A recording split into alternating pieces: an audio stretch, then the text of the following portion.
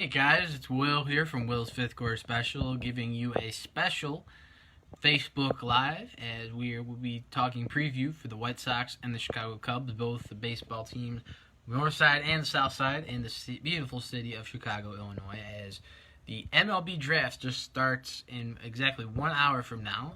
So 7 p.m. Eastern Time, 6 p.m. Central Time here, and MLB teams will be selecting players to impact their organization, hopefully in a positive manner. And the White Sox and the Cubs will be two of those teams selecting tonight, as we have talked about with our various mock drafts on the sports blog for Will's Fifth Quarter Special, connected to our podcast called Will's Fifth Quarter Sports Talk, where we have both 1.0 and 2.0 versions, where you can check out my takes on who the Chicago White Sox and the Chicago Cubs should consider picking in the draft starting tonight and finishing tomorrow based on their team needs. Now, this draft is really interesting, guys.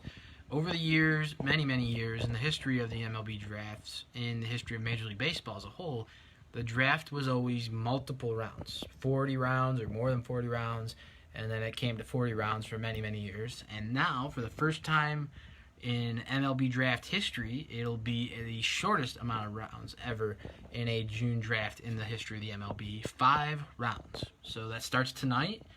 And just to give you guys a bit of the TV schedule, you can go and watch it for free, actually. I've done that myself for quite a while, like every other sports fan. It'll be on MLB.com and the MLB Network, and it starts tonight. Just taking a look at it tonight. As I said, 7 p.m. Eastern Time starts the first round. And tomorrow at 5 p.m. Eastern, so right before dinner there at 4 p.m., we'll get rounds 2 through 5. So I'm going to fill you guys in on the Cubs and Sox a little bit, kind of what I've seen them look at, what I think they should look at, in my opinion. And while you guys are enjoying the video, watching it, leaving a comment or whatever, I'll answer some questions you guys have. So like I said, with every Facebook Live, this will all be up on our YouTube channel, and there's going to be some more content coming out. As I mentioned in the Facebook Live a few days ago, we were unable to do an episode 50 due to some technical issues, so we're doing this special Facebook Live here, as well as I'm going to give a recap article about the MLB draft, because you see in school, and in professional sports, a lot of analysts and sports professionals give their grades on a draft pick that a team makes. So I'm going to do a version of that for the Cubs draft recap and one on the White Sox. Kind of like how we've done with the mock drafts, one for each. So be on lookout for that following tomorrow's draft finish in rounds 2 through 5. And we're going to start with the Chicago Cubs. Now, this is a team on the north side that played in a very tight NL Central this past season, the last few years as well. You're seeing the St. Louis Cardinals really come into their own with Paul DeJong really becoming a key piece, and the Brewers as well getting a lot of key contributions as well ever since they got Kristen Yelich as well. And you're seeing a Cincinnati Reds team that's coming through the division now. They made a lot of moves in the offseason. Former Cub Nicholas Castellanos, Mike Moustakas, Shoko Akiyama, outfielder from overseas, and you're seeing some other pitchers coming as well. Former White Sox reliever, a favorite of mine, Nate Jones, is headed over there to Cincinnati. Former Cub Pedro Strop is over there as well. So you're seeing an NL Central right now that's really becoming competitive, and I think that's exciting for the game of baseball. But if you're the Chicago Cubs, you're looking right now at a team that still has a lot of its cornerstones that they won the World Series with. You have Chris Bryant still, Javi Baez, and Wilson Contreras, Anthony Rizzo manning first base. And you have a bit of a glaring hole, though, at second base. I think Nico Horner, from what I saw and heard about him last year when he came up to play in the majors for the Cubs, when they had the injury to Javi Baez, I think he could slide right into second base. They have Ian Happ over there in the outfield. He's a good utility player. I think he's good where he is right now. The guy can't play infield well. When the Cubs drafted him, he was drafted as an infielder, but he could also play outfield.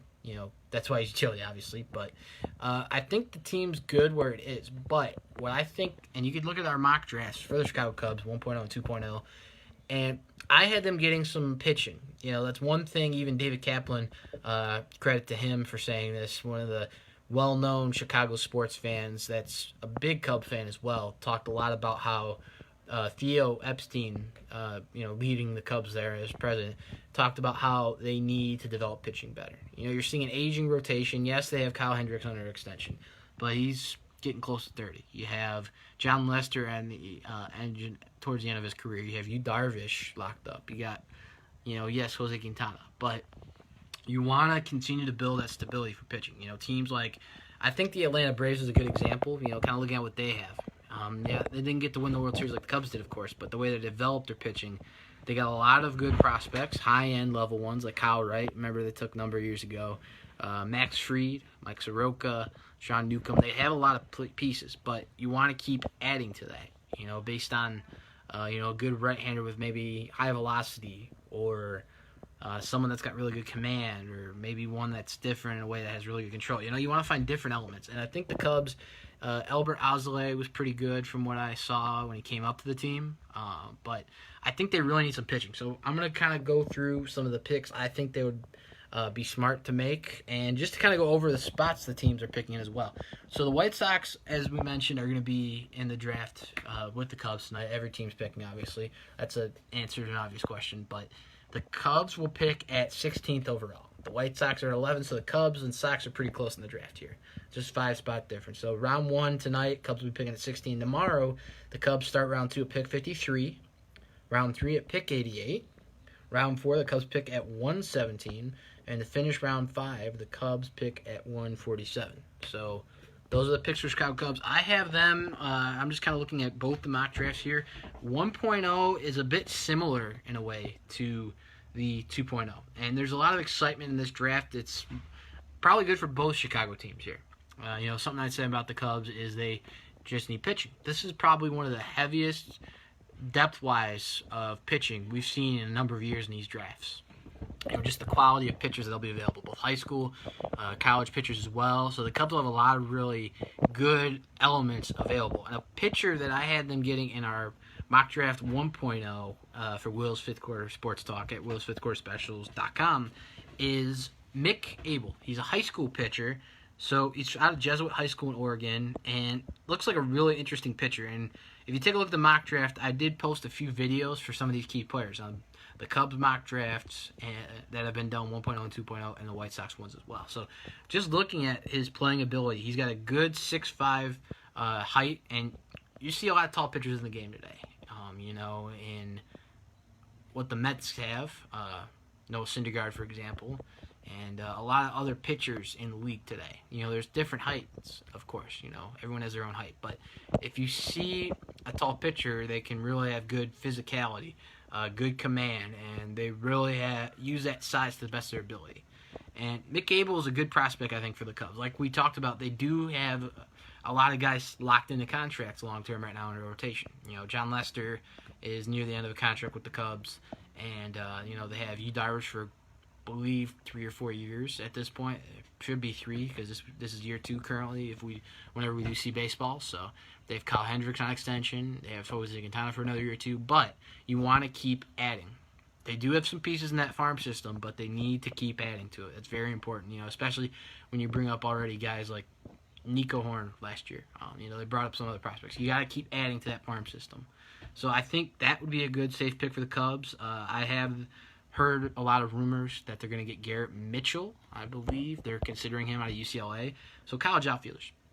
And if you look at their outfield, they do have Jason Hayward, but he's near the end in a few years or so of his contract. They have, Almora, Ian Happ we mentioned, but Schwarber's coming off a deal soon.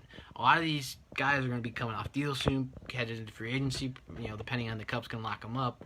And it's about payroll. They don't have a lot of payroll flexibility right now, so they need to draft as best as possible every year. I think at this point they have a really good chance to still be competitive, but they're heading into tough decisions in the next few years. What players do they feel are better cornerstones to keep? You're not going to be able to keep every player of that core 4 that they have in Baez, Bryant, Schwarber, and Rizzo. We saw that happen with the Royals after they won in 2015. They weren't able to keep that core together when we saw Lorenzo Cain head out to Milwaukee and Eric Hosmer over to San Diego. And they were only able to keep a few, Mike Moustakas and, Oliver Perez. But anyways, back to the draft picks. I think the Cubs would be smart to take some of those players. I have them getting a third baseman actually, in each of the mock drafts, just based on where third basemen are falling in the draft, projected-wise, with, as we said, how many pitchers will be available in tonight's draft and tomorrow as well, the second part of the draft, rounds 2 through 5. I have them getting third baseman because what a lot of teams do, and I think it's a smart approach that the Cubs should take, the Cubs also do have a new scout, Dan Kentrovich, at the helm tonight. Both Cubs and Sox have new scouts tonight. Throwing their hat in the ring, as they would say, in the draft, to put their teams in the better, improved directions every year. That's what you do with the draft. And I think third base would be a good way to go. Jamal O'Ginn out of USC looks pretty good. Good hitting ability, good defensive play. But I think the Cubs are in a good spot. I think, but you finished third in the division last year. A lot of fans are worried. Okay, what are they going to do this year? What's going to happen? I think that it's smart to, in a way, back up your stars that you still have currently, because let's say Chris Bryant does leave and Schwarber leaves, and you're left with still you'll have Javi Baez and Rizzo possibly to keep on the team long term if you feel they fit still what you're trying to do, and you have a backup third baseman that you took in the draft already. The fill in the role of that Chris Bryant left, or in left field with Kyle Schwarber, and they do have some outfield in their farm system that can help with that, but they're only in single A. It's all about how the players move through a system, and you don't want to rush those players, whatever level they are. You don't want to rush the players too much because development is very key. And I think that this is important for the draft of the Cubs. There's a lot of good pitching prospects out here, especially that could fall at 16. They do have a fair amount of lefties right now, so I think you can take any pitcher at this point, best when you see available that you feel fits your style of play that you're trying to teach. For your pitching staff, what type of style you're looking for in a pitcher that you feel can fit your organization the best way. So I think that's kind of where I'm at with the Cubs. I think just in terms of finding the best player available, yes, but you always want to go team need as well, the needs you have. And there's only 5 rounds. So what I think will be interesting, and I'll probably talk about this when we get to the White Sox here in a second, is that they're doing undrafted free agency. As I mentioned early on here in this video, it's only 5 rounds. It's not 40 anymore. So you're seeing 35 rounds of high school and college players that are going to be able to sign with any team now. So it gives them a really good option if you're the Cubs.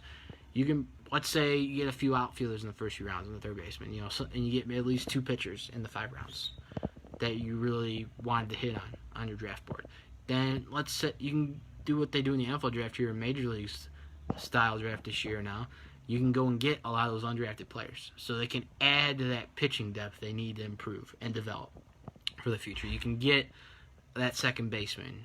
You can get a first baseman or a left fielder to develop under your stars. That's what you want to do if you're the Cubs. They're in a good place, but payroll-wise, they really need to hit on these draft picks. And I see Ken Cott is joining, my Aunt Colleen, and my friend Kalen. Thank you. And Mr. Cott, you are joining just in time as we will talk about the White Sox. So if you guys have any questions or thoughts on the Cubs or the White Sox, hit us up on our Facebook profile here. We're doing the Facebook Live or on our social media. And go to willsfifthquarterspecial.com to check out our sports blog, Will's Fifth Quarter Sports Talk, for all your Cubs baseball coverage. We cover both teams here in Chicago, Cubs and White Sox, as anything continues to unfold. So I want to wish, their scout, the first-time scout here, Dan Kentrovich, luck with the draft tonight. Hopefully they get some good players to help their team in the future. Now we're going to head over to the south side in Chicago as the Chicago White Sox also are debuting a new scout tonight, Mike Shirley. So the White Sox did promote Nick Hostetler, who was the scout for the White Sox for many years, brought in key players like Tim Anderson and Chris Sale many years ago, Courtney Hawkins over there in 2012, and the last few years as well. Nick Madrigal, future long-term second baseman of the White Sox, coming up here in the future. Andrew Vaughn just last year. Jake Burger was a prospect that Sox took in the past few years as well. Zach Collins is another player. So that's a lot of positive names the Sox have been able to hit on that are going to help the team in the future here. What I think is it's really important, like I said about the Cubs, I think it's also the same setting right now for the Chicago White Sox. The White Sox are at the point where they are they're opening that contention window, essentially. And It's obviously hard to say right now because we don't have baseball right now, but it's just a matter of drafting by what your team needs by also getting that best player available. Like when I talk about the Cubs here, I'm going to go into the White Sox on the same front. It's basically a similar, setting for a lot of these teams right now, guys. It's the draft, as I mentioned, it's only 5 rounds, so that means you can hit on the players you want to hit, on your draft board based on the team needs that you feel are very important to, execute and improve for your team's future. And it's just really important in the matter of, just making sure that window stays as open as you can. And the best way to do that is the draft. So I think with the White Sox, there's a lot of key players on the board at 11. Now, the interesting part is a lot of mock drafts have the first pitcher off the board at 3rd overall. Asa Lacy is the player, left-hander out of Texas A&M.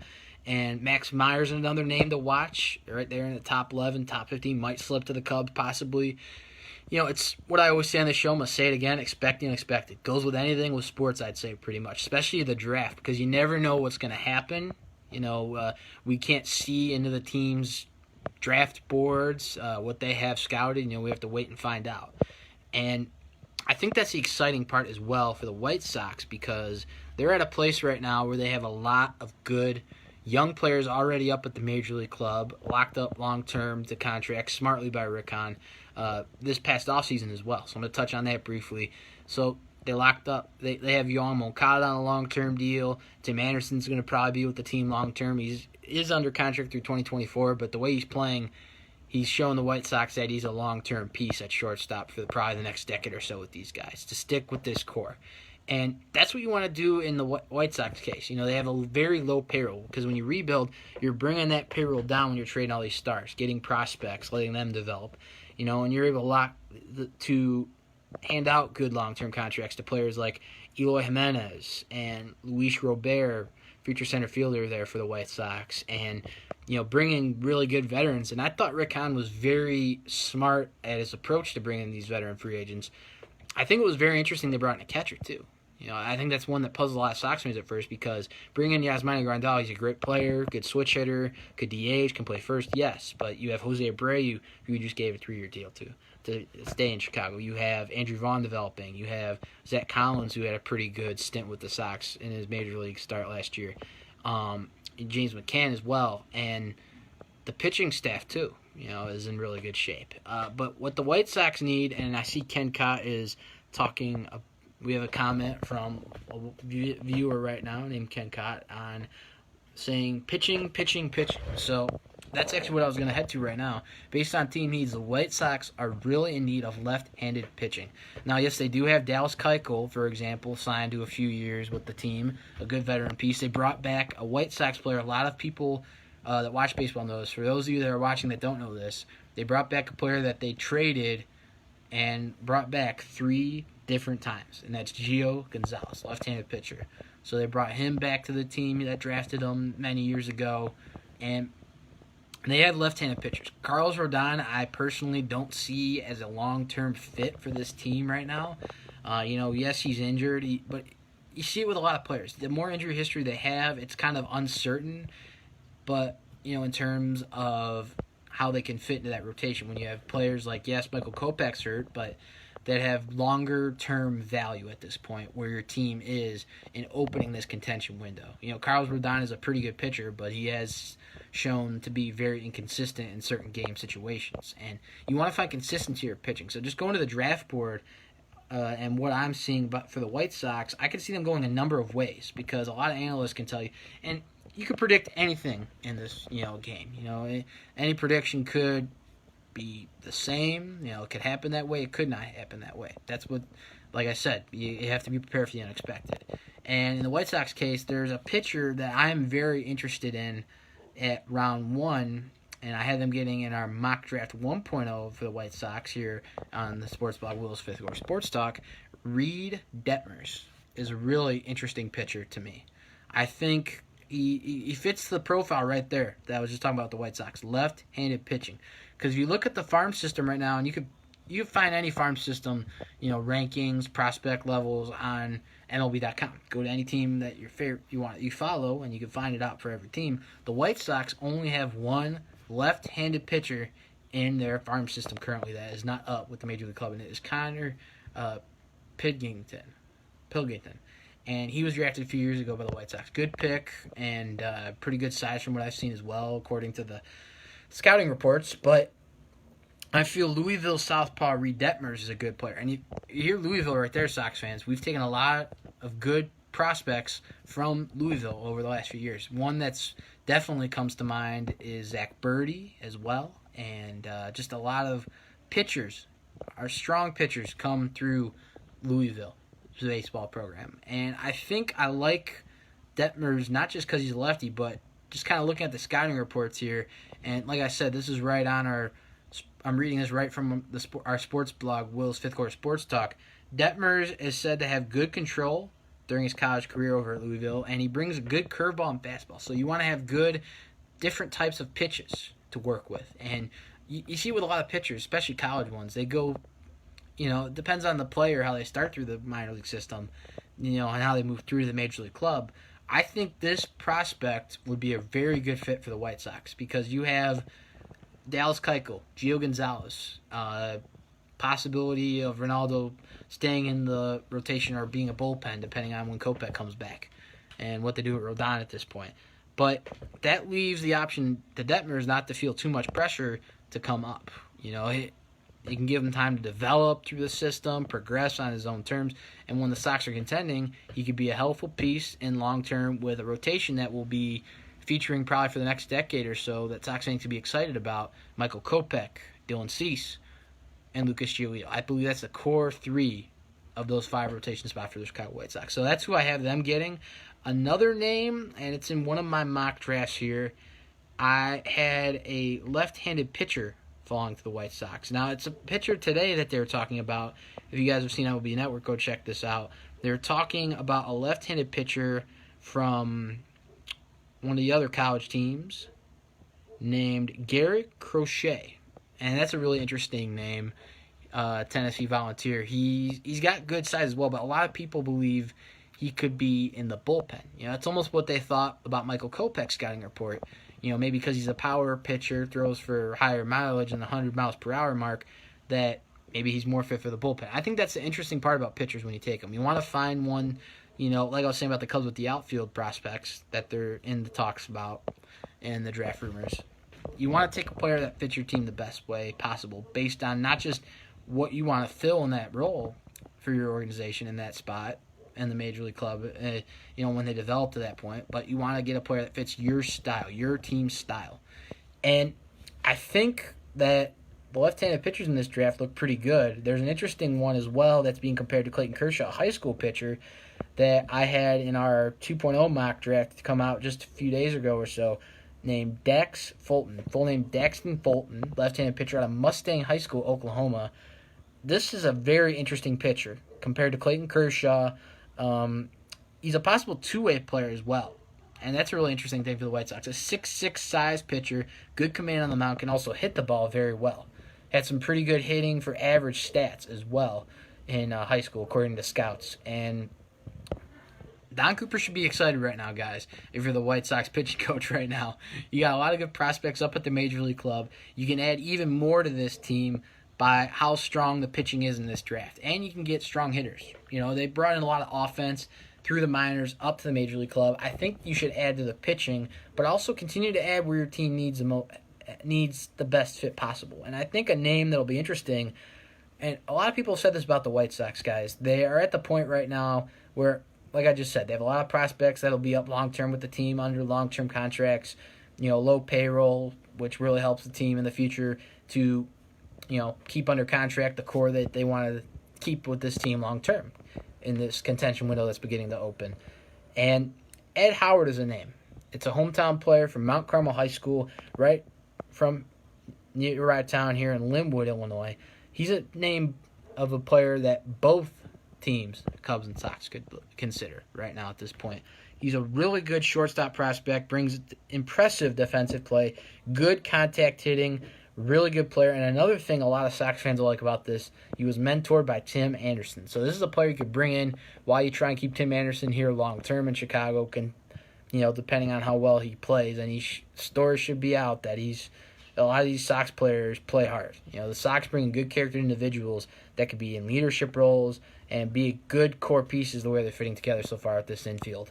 Especially just talking about the shortstop position right now with this possible pick. And where Ed Howard is seeming to fall from what I've seen from numerous mock drafts is right in the top 15. So I think that's a player Mike Shirley should consider. Good high school player, gives him time to develop, not to rush him.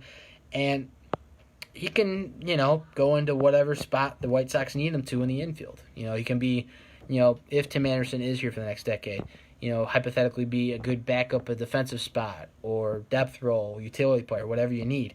And that's what you want to take in this draft. You want to take the best player you can find and just prepare for the future. So I'm going to touch real quick, go on a tangent, on the people that are viewing this video.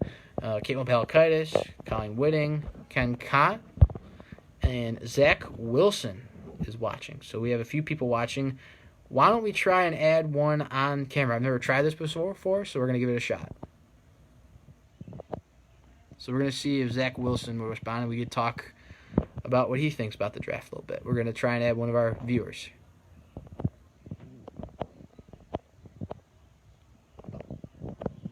So we sent an invite to him.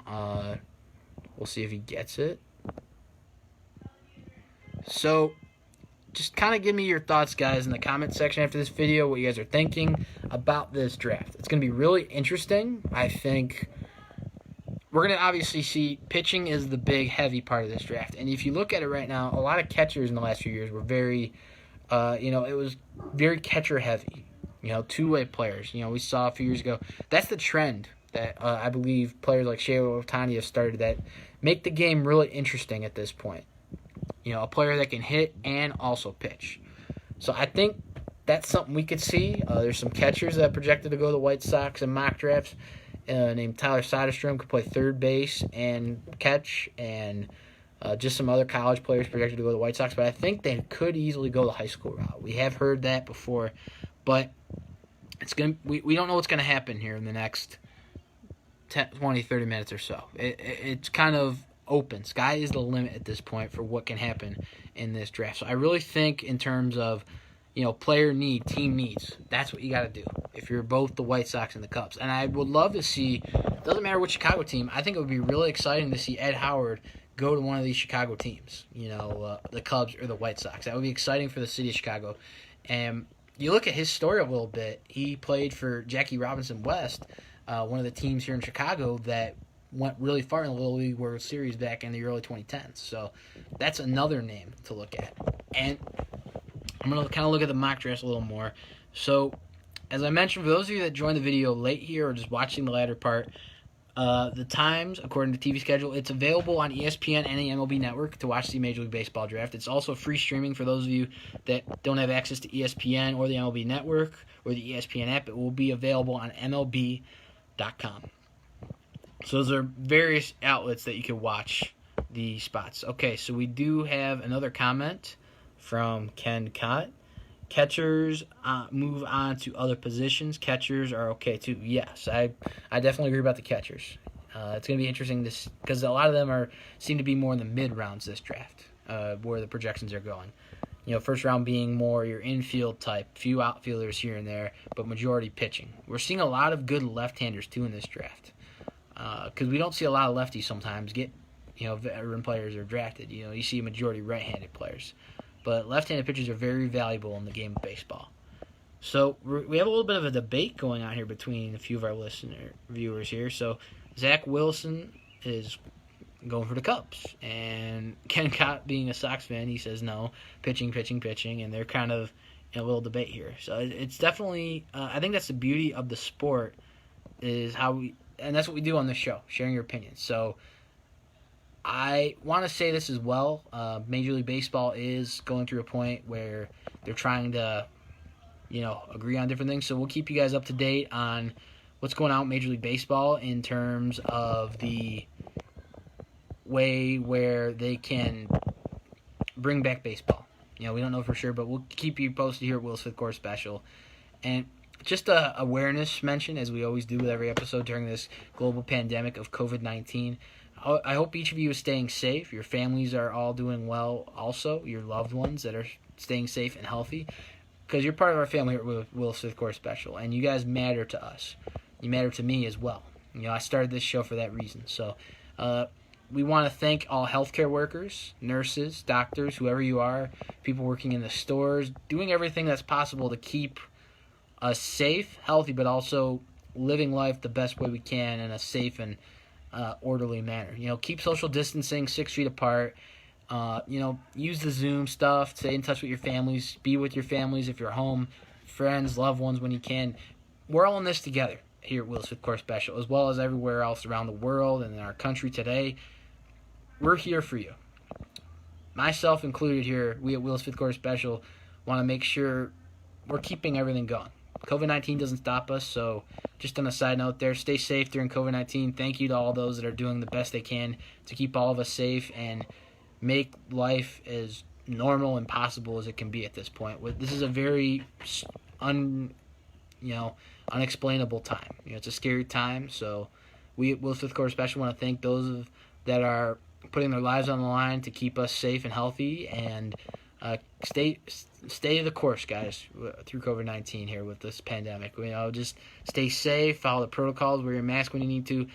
We're all in this together, and we're going to get through this. We will have baseball back soon, and things will get better before. For joining this Facebook Live, and get excited for the draft. There's not a lot going on with sports. Yes, the NBA is coming back. It was announced on one of our Facebook Lives recently, but the draft is the best thing we have right now with baseball. So enjoy the draft tonight. Watch it with your friends and family. Stream it if you need to, whatever. Just enjoy it. I know it's one thing I really enjoy, to see the stories of these players, because I think what Major League Baseball does as well with the other professional drafts, they show the stories of these players. And, kind of how they're like us. Not just stars and athletes, superstars, but they're like each of us. That's the one thing some people don't realize, but a lot of people see. Is athletes are just like us. They're normal people, and they're going through this like we are right now during this global pandemic. So I think it's interesting how virtual the drafts are becoming, and just the situations, and how people are persevering, I think, is amazing. So I want to thank each and every one of you for joining in on this Facebook Live MLB 2020 Draft Preview. Go check out our mock drafts on Will's Fifth Quarter Sports Talk blog on willsfifthquarterspecial.com 1.0 and 2.0. As I mentioned, we're going to release draft recap report cards on how the Cubs and Sox both drafted. Friday should be the day it comes out, as the draft finishes tomorrow. And we have a late joiner there, Eric Espinoza. Thanks for joining in the latter part here. We appreciate your time. We appreciate all of you that are, whether you're tuning into the video live stream right now, Ken Ka, Eric Espinoza, Zach Wilson, my Aunt Colleen, love you very much, and my friend Caitlin Palkaitis. And I appreciate you guys tuning in during the live stream, or if you're watching this after the stream on the YouTube channel. YouTube channel's free subscription, guys. There's a lot of Facebook Lives, past and present, up there. Good fifth quarter sports talk. Good things to watch during the quarantine or whatever you're up to, downtime this week. Go check them out. It's free subscription. Share it with your friends and other sports fans would enjoy it. That's what this show's all about, the Irish sports fan. So that'll be on Will's Fifth Quarter Special. You can find those details on willsfifthquarterspecial.com. and on our YouTube channel as well. So thank you to each and every one of you that has joined in on this Facebook Live. I will see you guys again soon. Go enjoy the draft. I know it's dinner time, so I hope you guys enjoy time with your families, and stay safe out there. Social distance, wear a mask. When the fourth quarter buzzer sounds, turn to us for your fifth quarter sports talk. I'm your host and creator of the fifth quarter sports talk here, Will Farrell, saying so long. Have a great evening. Go enjoy the weather outside. Enjoy some baseball tonight as the draft starts in less than a half hour. So long from this Facebook Live here on June 10th, 2020, here at Will's Fifth Quarter Special. So long, guys.